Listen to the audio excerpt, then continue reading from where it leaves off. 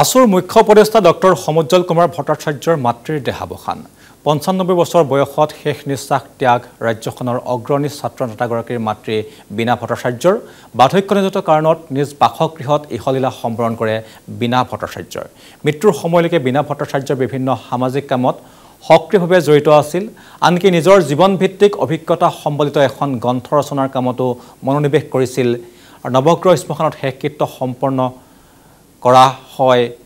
বীণা ভট্টাচাৰ্যৰ আৰু 1930 চনৰ 3 অক্টোবৰত জন্মগ্ৰহণ কৰিছিল বীণা ভট্টাচাৰ্যই অভিনয় নাট্যকলাৰ উপৰি বিয়ানাম আৰু গোখাই নামকে ধৰি বিভিন্ন লোক সংস্কৃতিৰ সৈতে জড়িত হৈ আছিল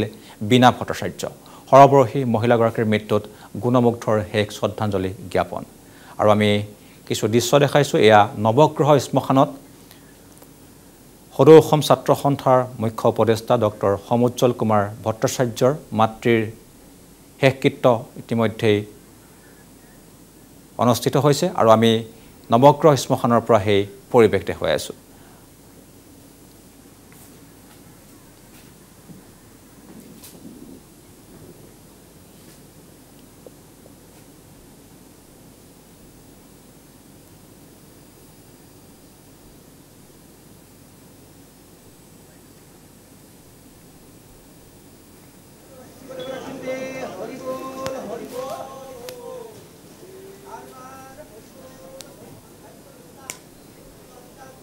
সমুজ্জ্বল ভট্টাচাৰ্যৰ ক্ষেত্ৰত আমি যেটো কথা শুনিছো it has became part of the লোৰ যে মাতৃৰ লগত থকা তেওঁৰ যেটো সংযোগ হেতু অকমান আনতকৈ ভিন্ন কৰি আছিল আৰু সেই মাকে যেন তেওঁক অসমৰ বিভিন্ন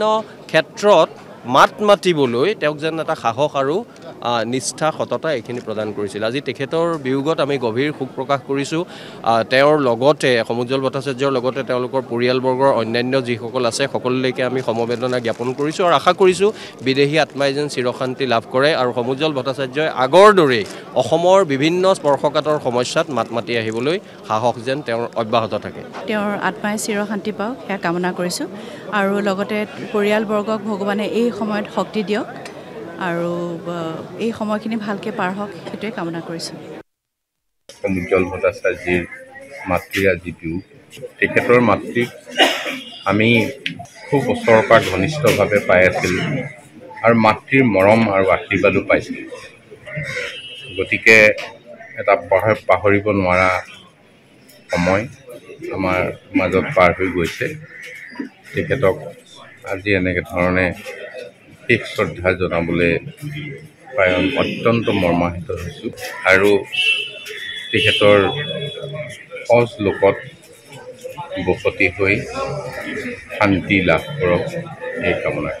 আমাৰ মাজৰ পৰা গুচি গ'ল কিন্তু এই দিনবিলাক খুব এটাকৈ বহু মুহূৰ্তই মনলৈ আহিছে আৰু সঁচায়ে মৰম স্নেহ আৰু আশীৰ্বাদ দিয়া এগৰাকী মাতৃ এইটো মই স্বীকাৰ কৰোঁ